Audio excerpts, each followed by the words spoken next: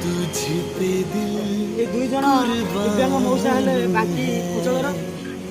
ये दुई जन मौसा को लेकिन गर्व करे कारण बयसर अपराह्न भी बयस पाखे भी 70 है सता किंतु ताकर मनोबल बहुत दृढ़ अच्छी ये दुई मौसा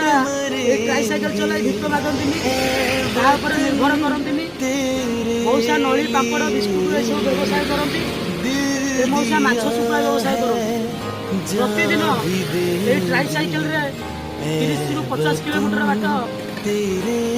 चलाई व्यवसाय कर स्वावलम्बी हो स्वाभिमान सहित बचती